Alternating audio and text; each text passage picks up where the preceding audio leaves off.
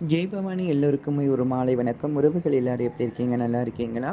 மனிதனோட வாழ்க்கையில நிரந்தரமா எதுவுமே தங்குறது கிடையாது. நிரந்தரமா நம்ம மனசுக்குள்ள இருக்கக்கூடியது நம்மளுடைய எண்ணங்கள் மட்டும்தான். எண்ணங்கள் அப்படிங்கிறது வந்துட்டு ஒன்று தான். எண்ணம் அப்படிங்கிறது அந்த ஒண்ணு. ஆனால் இந்த எண்ணங்கள் மாறுறது உண்டு. இப்போ ஒரு எண்ணம், இன்னும் கொஞ்ச நேரம் கழிச்சு வரும், இன்னும் கொஞ்ச நேரம் கழிச்சு ஒரு எண்ணம்னு பலவிதமான எண்ணங்கள் மாறும். ஆனா எண்ணம் என்ற வார்த்தை ஒன்று. ஆனா வித்தியாசங்கள் நிறைய உண்டு.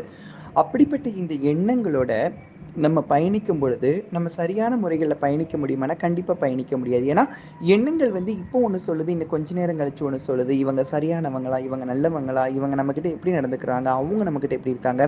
அவங்க நம்மகிட்ட இவங்க நமக்கு பொருத்தமா இருப்பாங்க. இவங்க நமக்கு இருக்கக்கூடிய பாரங்கள தீர்த்துடுவாங்க. இவங்க அப்படின்னு இந்த எண்ணங்கள் மாறுபட, மாறுபட ஆட்களும் மாறுபடுவாங்க. நம்மளோட எண்ணங்கள் எங்கு மாறுபடுதோ, அப்ப நம்மளோட முடிவான ஆள்களும் மாறுபடுவாங்க. அப்போ நம்மளோட தேர்வுகள் தவறு.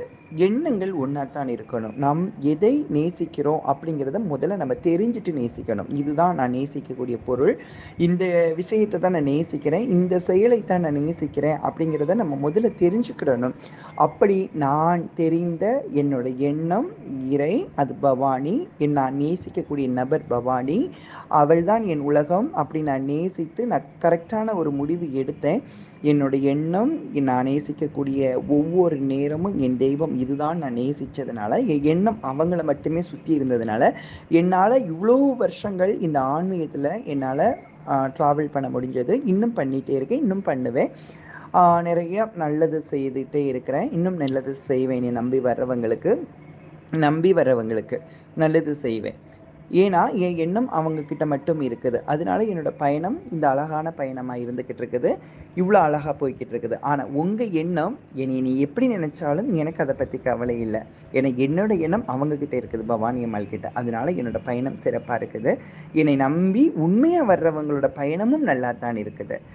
ஏன் இந்த நேரத்துல இத சொல்றேன்னா, தயவு செய்து உங்களோட எண்ணங்களில தேவி பவானியும், குருநாதர்களும் இருக்கட்டும். உங்களோட வாழ்க்கை நல்லா இருக்கட்டும். நல்லா இருக்கும். எண்ணங்களுக்கான விஷயத்துக்கு அற்புதங்களான விளக்கம் சொல்லியிருக்கேன். புரிஞ்சு பாருங்க. உங்களுக்கு எல்லாம் தெரியும். எல்லாரும் பெரும்பூஜை அப்படிங்கிற ஒரு நிகழ்வுல கலந்துக்கோங்க.